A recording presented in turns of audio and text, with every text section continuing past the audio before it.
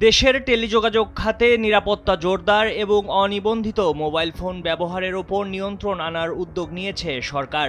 এজন্য ১৬ ডিসেম্বর থেকে mobile handset নিবন্ধন প্রক্রিয়া বা এনইআইআর চালু হতে যাচ্ছে, যা কার্যকর হলে চুরি হওয়া, অনুমোদনবিহীনভাবে আমদানি করা বা নিবন্ধনহীন সব মোবাইল ফোন দেশের নেটওয়ার্কে ব্যবহার বন্ধ হয়ে যাবে। সরকারের এই উদ্যোগ ঘোষণার পর থেকে অনিবন্ধিত ডিভাইসের দাম বাড়ার আশঙ্কায় ক্রেতাদের ভিড় বেড়েছে দোকানগুলোতে। তবে ক্রেতারা অভিযোগ করছেন, প্রচলিত ৫৭% শুল্ক ও ভ্যাটের কারণে অফিসিয়াল মোবাইল ফোন সাধারণ মানুষের নাগালের বাইরে চলে যাচ্ছে। অন্যদিকে ব্যবসায়ীরা সরকারের কাছে অনিবন্ধিত ফোন আমদানিতে ৫৭% শুল্ক প্রত্যাহারের দাবি তুলেছেন।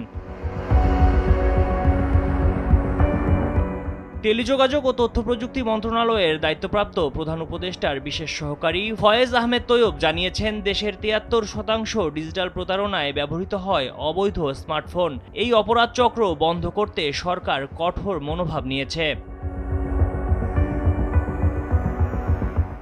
এর আগে রোববার সকাল ১০টার দিকে এনইআইআর সংস্কার সহ কয়েকটি দাবিতে এমবিসিবির ব্যানারে শত শত মোবাইল ফোন ব্যবসায়ী আগারগাঁয়ের বিটিআরসি ভবনের সামনে অবস্থান নেন। পরে এনইআইআর ব্যবস্থার সংস্কারে বিটিআরসি সম্মতি দিলে চলমান অবরোধ ৯ ডিসেম্বর পর্যন্ত স্থগিতের ঘোষণা দেন মোবাইল ফোন ব্যবসায়ীরা।